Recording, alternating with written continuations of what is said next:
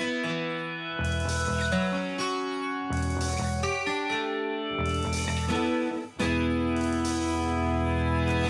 come on!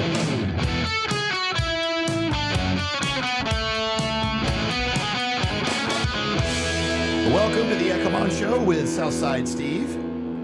Yeah, come on! Did Mike not have your headphones up?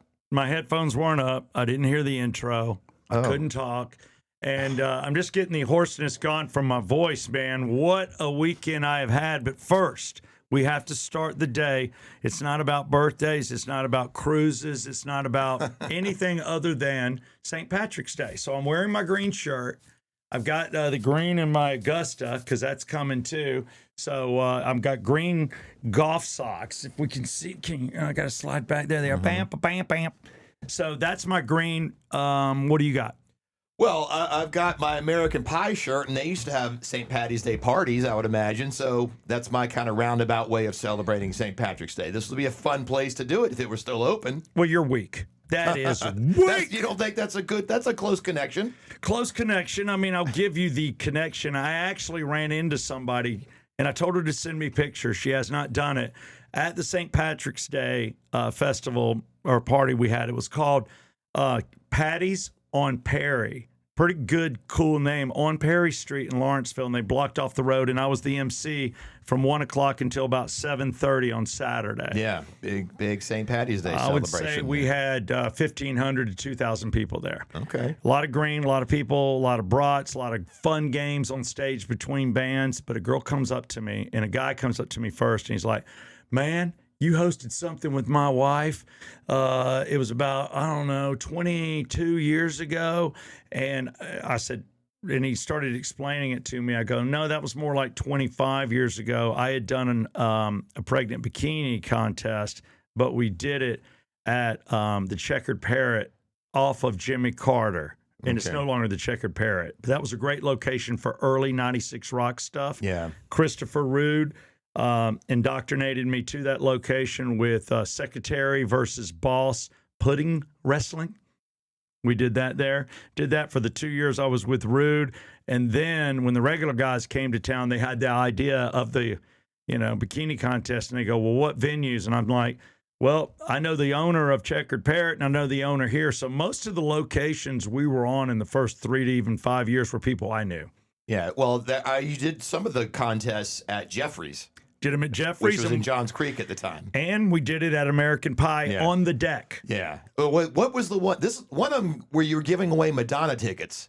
There was a big controversy. I forgot what it was. Wow. Something big happened at one of these bikini. It was had to do with giving away Madonna tickets. Now, we did it also at my bar at Southside Steve's, and it could have been there. There was this deal where a girl did not have there's Prison Princess and there's Pregnant Bikini.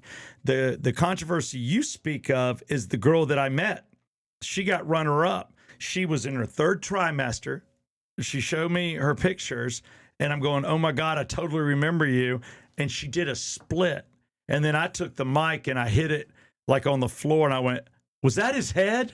Making a joke. And they remember the joke because you got to remember it's a moment in time for me, but it is their moment. Yeah. Because this girl got out in a bikini, way pregnant. Like almost about to pop. I mean, literally like 2 months, and the chick did a split. And I'm like, and here we are. I said, well, what's she up to now? And they go, she's in her 5th year at Auburn. And she's going to be and I'm like, well, that's the knock on the head. And they both started laughing. Oh, that's but great. She is graduating, but she's graduating a year late. And they're the ones that volunteered it. They didn't say senior. They said 5th year at Auburn, which was funny. So it was cool meeting them, and that flashed me back. But she showed me many pictures of the bikini contest where there I am and next to her and all these pregnant chicks. But the controversy was, and I think you just brought it up, it was a big ticket item. Maybe that is a Madonna. The girl that won was barely into her second trimester, master or whatever. Am I saying it right? Trimester. It's a weird word. And when she showed up, she was really hot. And I know the guys, we just let her in because some girls had written in, and we said in the rules, third trimester. trimester, and she wasn't. No, something There's else, something more than that. raunchier happened. Like the AJC wrote about it.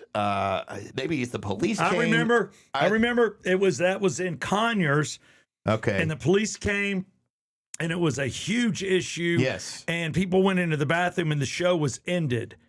Yes, that it was shut down. It was shut down. That's what it and I was. remember, and oh my God, it was at Caddy's. Mm-hmm. Caddy's in Conyers.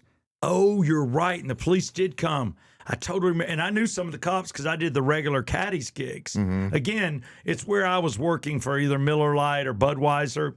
And I'm going to all these bars, but you make friends with these guys, and they all are smart. They're like, hey, that contest y'all do every year, you think you could do it here? So I come in with it to the promotions department. That's how it happened. I got to find out what happened. I can't remember. I remember who was working. I know Larry and Eric were there. I don't know if it was before Tim Andrews' time. I got to find out what happened. It was probably before. He was still doing promotions. He was the promotions director. Maybe at he'll 96 still Rock. remember. He might have been doing the Great Fartini. Oh, yeah, I remember the Great Fartini. Lord have mercy. But it was weird, and the reason these stories are coming up is because when you do one of these big parties like St. Patrick's Day, and it's not older guys or an older generation. A lot of these dudes talking to me are in their 30s and 40s, but they were in high school. Yeah. And they remember. So it's like you get around all these people, all I did was talk about old stuff we did. Not much came up about Rock 100.5. It's always still 96 Rock. That's the heyday. But St. Patrick's Day is today, March 17th, and it's held. Did you know when St. Patrick lived? When? The Sometime year? in the Middle Ages in Ireland. Good point. Pretty close. He is the patron saint of Ireland, and he lived from 385 to 461. Okay, that's not quite, but that's close to the Middle Ages, right? But that's how long that's how deep this holiday is. I mean, Paddy's Day is a big, big deal. The Irish people and anyone of Irish descent in the Catholic Church, that's moi. I'm Irish Catholic myself. The Lutherans, everybody participated in honoring St. Patrick through the years. That is crazy. You know, just 300 plus years after Christ's death. So when you're attending Mass and doing different things in the Catholic Church, I'm just kind of looking at the heritage. I've really never looked at it. And then the shamrocks, wearing shamrocks is something that is just your way, too, of showing that you've made a donation to the church. Mm-hmm. So if you had a shamrock on you back in the day, that meant that you had donated to the church and people knew that you had donated, kind of like a I voted sticker. Mm-hmm. So that's where the shamrock comes in. Now it just means you want good luck. Now it is, but everybody says a 3-leaf clover isn't lucky. You got to find the 4-leaf. Yeah. And we used to have some clover, not in our yard, but when we lived in Fayetteville, in our neighbor's yard. And that dude is way superstitious. His name's Mike Lowry. He was on the grounds crew for the Braves when they won the World Series. And now he charters nothing but athletes for Delta. He's got one of the coolest jobs. His first job was riding with the Giants the year they won the World Series and getting signed balls and from Barry Bonds and all this stuff and Jason Schmidt. And then it worked into something. But that dude carries a 4-leaf clover in his wallet every single day. And if something happens to it or gets wilted, he looks for clover. So some people are into it. There you go. Now you know what clover's for. It's showing that you donated to the church. This is a special St. Patty's Day celebration right here from the Exit Wealth Studios in Alpharetta with studios in Buckhead. And also special thanks to Exit Stage Left Advisors. You got a business to sell. Maybe you feel lucky. Maybe 2026 is your year to unload the business and reap the rewards. If you just want to see what your business is worth, give us a call. Get in touch with me or Jeff and our DMs, and I will hook you up with the right people. It makes us look good to the advertisers. Now it's time for Small Sliders. Oh, yeah. Getting small. We're getting close, aren't They're we? little itty bitty burgers you can buy at the mall. Not yet, but maybe. I just needed a rhyme. But that's it right there. Small Sliders located in lovely Marietta off Windy Hill. We think we're going to get it the last day of March, last day or two. But they say that it will be open before April. Okay. That's what we're shooting for. And they sponsor right now a little Steve MZ. Steve MZ. I'm only going to get political for a second because I don't feel like it at the moment. I've been listening all morning when I get up just to kind of what's going on with the day. I assume you do the same, or late night TV is a good time to catch up. I do late night TikToking, and usually that'll be somewhat current if anything big happens in the world of politics, show business, even sports. Even sports, and that's your thing, baby. I will say, basically, Bill Maher has said, stop trusting the system. And now Bill Maher is somebody I'm starting to pay attention to. You've always been a fan, whether he was center, left, center. He's never going to be right. Well, he was really, really more libertarian. And so that was really kind of in the middle. And everything else in the world has changed over the past 20, 30 years. So that's his stand. He hasn't changed. The left has gotten more left. The right's gotten more right. He's just trying to be logical. Well, you know what? Logic does help. I'm not the most logical person. Matter of fact, logic pisses me off. I have a wife that's very logical. I feel like I'm married to like Spock's sister. I'm like, stop it. Stop with the logic. I don't want to hear it. But he basically dismantled, where we're about to go, the Oscars. And he said, look at Oscars so wrong. That's his hashtag. Hashtag Oscars so wrong. And he put it out there and he said, let's just talk about Best Picture winners in history. Has quietly been overruled by the body that governs the Oscar. He goes, the votes were in, the public spoke. Citizen Kane lost to How Green Was My Valley. How's that possible that Citizen Kane lost? It shouldn't have. It's because that's what the Oscar group wanted that year. Then he's like, Citizen Kane, if they lost, how about Saving Private Ryan lost to Shakespeare in Love? How is that possible? Saving Private Ryan is the one of the battles that overturned World War II and gave us the advantage to attacking on their soil, and the death and the carnage was horrific. And they said that movie with the actors, Tom Hanks included, really show what it was like to be in battle. Yeah, that's known as one of the best realistic war scenes ever in a movie. And it didn't win Best Picture. Did not win. That Shakespeare in Love. What the hell's that? What kind of gay ass movie is that? Well, just like one of the big winners was Hamnet, not Hamlet, Hamnet, about Shakespeare's something or other. And I get it. I mean, the guy is quite the quillist, but damn, he not in this day and age. That doesn't win. Then here's another one. This one really got me, and you tell me because this is close call. Shawshank Redemption, great movie, lost to Forrest Gump. Well, that's legit.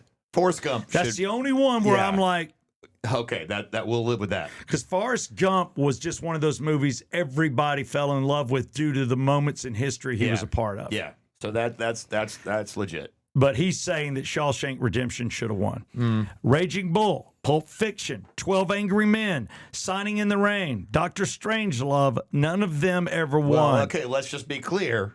1994 was Pulp Fiction and Forrest Gump. That's a hard one, but I'm still going to go Forrest Gump. Yeah. Even though Pulp Fiction was groundbreaking and everyone loved it too, but it wasn't for everybody, right? No, Forrest Gump, and neither was Shawshank Redemption, right? But Forrest Gump is just a home run. I'm going to agree with you. That's the only thing I disagree. There's no doubt Bill Maher brought up a great point with Citizen Kane and also Saving Private Ryan, but he says it's twisted and it's wrong. But here's somebody that will give you a different view. Here's somebody that was on the red carpet. This is someone that is on our show weekly. It is Chloe Melas. We call it Today with Chloe. And she got well, she's the entertainment reporter here. She is on the Today Show. This is from NBC. She got her picture taken. Just seeing her on the red carpet, getting her picture taken, she looked gorgeous. She was a guest to Elton John's party, and she also got to interview some of the winners. But this is Chloe on NBC and the Today Show talking about her Oscar experience. Yeah. 98th Annual Academy Awards taking place. Yeah, and this year, one battle after another took home the top prize and earned the most awards. Our Chloe Melas was there for all of the action. Chloe, it's so good to see you there. Good morning. Hey guys, good morning. The stars of the silver screen were ready for their golden night, and although one battle after another won the top prize of the evening, it was not a sweep because the vampire horror film Sinners took a bite out of a lot of major categories. That was my prediction that one battle after the other would win, and it Yes. did. It was It did. one Oscar after another, with 6 Academy Awards, one battle after another, winning the most of the night, including Best Picture. Let's have a martini. This is pretty amazing. The show, led by host Conan O'Brien. I'm honored to be the last human host of the Academy Award. Yes! Yeah! Next year it's going to be a Waymo and a Tux. Filled with veteran stars. But the top acting prizes went to first-time winners. Michael B. Jordan earning Best Actor for his dual role in Sinners. I know you guys want me to do well, and I want to do that because you guys bet on me. Later, even celebrating while picking up some burgers. A fellow first statue for Jessie Buckley, who played Shakespeare's wife in Hamnet. I would like There to you go. dedicate this to the beautiful chaos of a mother's heart. In the supporting categories, Sean Penn took home his 3rd Oscar, though not in attendance, while Amy Madigan ran away with her first for her wild part in Weapons. There's got this little gold guy. Sinners. In a history-making moment, Autumn Durald Archipel became the first woman to win the Academy Award for cinematography. And there you go. That is Chloe crushing it. And she went on to say a little bit more, but that's the gist of it. So You know, one battle after the other, Paul Thomas Anderson, Yes. who, I don't think that's his best movie. Clearly, Boogie Nights is his best movie. 100%. So Boogie I- Nights is just Yeah, right. rock star. I mean, I can watch it. It's almost hard to watch over and over again, but it's like it reminds me of Pulp Fiction. It's just a movie within a movie within a movie Yeah, yeah. as you're going through the history of these people and what they're going through. And it almost gives you a tightness in your chest because you're like, they're effing up. Right. And he's one of these guys that makes movies, I think, because he likes putting in cool music. Very musically driven, just like Quentin Tarantino movies. Very Yeah. musically driven. And you got to pay through the nose for that Yeah. music a Oh, lot yeah. of times. And now with artists selling off their catalogs and other people owning it, I wonder who's more expensive, the artist or the guy that paid out his butt to buy it? Well, And they're do going to charge more. They're going to have to. Yeah, you're right. They're going to have to charge more, and they're probably going to sell it more. So some artists would hang on to their music; they wouldn't license it for TV or movies, commercials or now, anything. Yeah, but now that a lot of being sold, those people that invested had to get their money back, so they're going to sell it everywhere. Dude, if I bought somebody's music, I would go to elementary schools. You want to make this part of your theme song? I'm like, I got to make some money off this. But special thanks to Chloe Melas. She'll be on to personally talk about what she reported on there on NBC, what it was like being on the red carpet, the things she saw in her perspective. Special thanks to NBC and the Today Show for letting her be on the Yeah Come On show that I just want to say right now is also brought to you by... Ready for this one? Ready for this one? I'm ready. All right. Mike, you ready for the? Rockin' Taco. Get it up. New picture. There it is. Rockin' Taco. We are doing events there. We've got another event coming on. They are a proud sponsor of the Yeah Come On show. That is the last bar. Trust me, that is anything like Buckhead or maybe that you remember 20 years ago. The staff is attractive and cool. Staff's fun. You walk through the door, the 2 little girls greeting you. They don't jab you hard for the acts they're bringing in. And let me tell you, I hosted while you were on the cruise ship, Billy and the Jets. Oh yeah, I saw pictures. Best damn Billy Joel band, and the Elton John band was fantastic, but the Billy Joel band was a 10 if I say Elton John was a 9.8. But Okay. both that good. Did they do anything together? No, It was same guy. It was the same guy. He can hit both. He And does- I went back there and I'm like, and he goes, dude, I've been on the air with you like 5 times in the studio.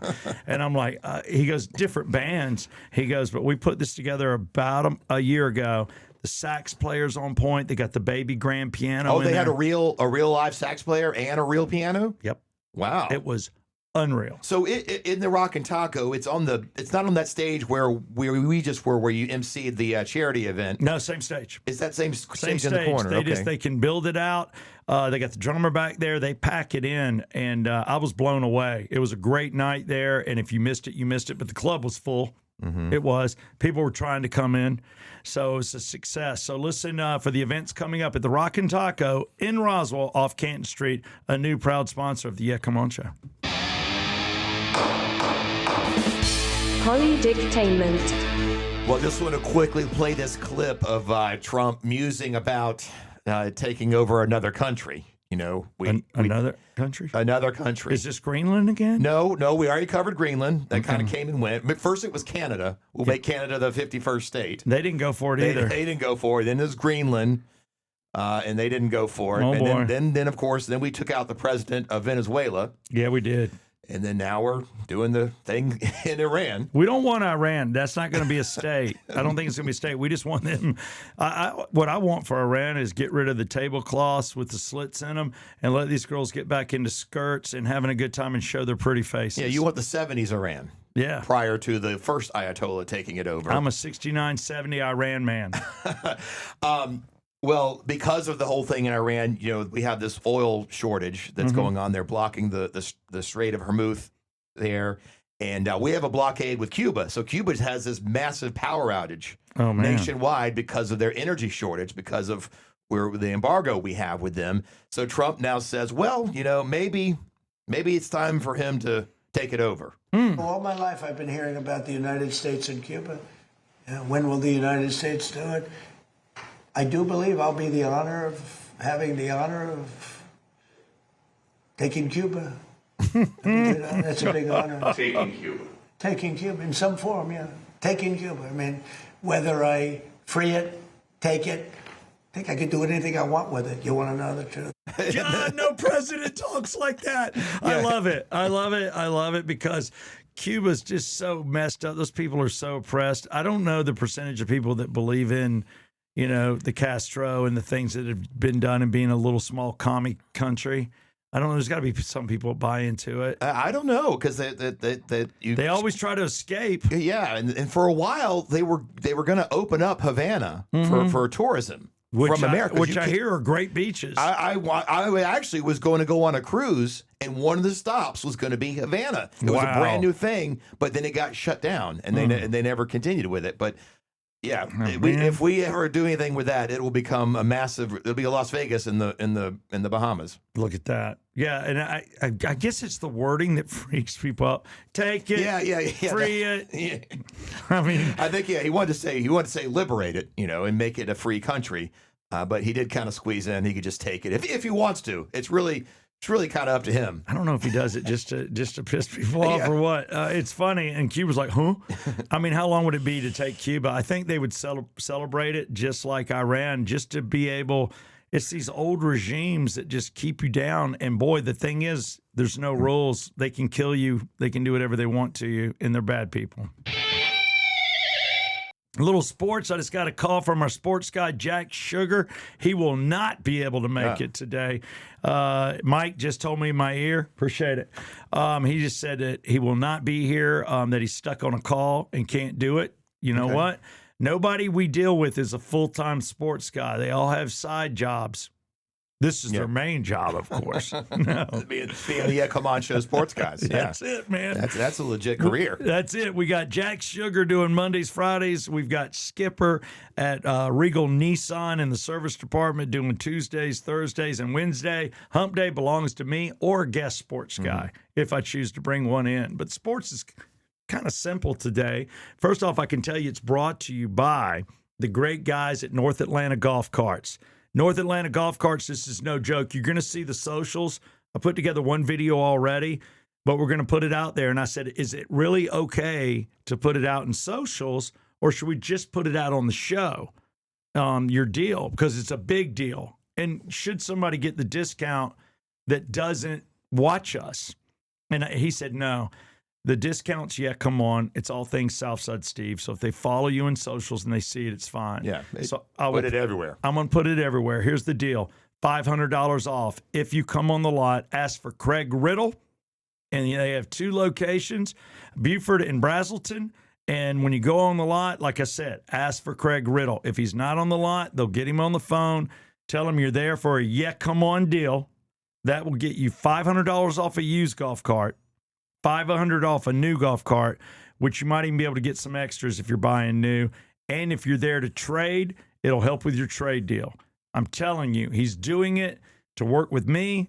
We go back a little bit, and this deal is no joke. And you're not going to get that big of a discount without saying, come on the lot. So if you're looking for a golf cart, don't you dare buy one without talking to North Atlanta Golf Carts. Well, sports is simple, Jeffrey. I got to tell you, Atlanta Braves, a little spring training. We're getting back into it. They are playing, and I know this.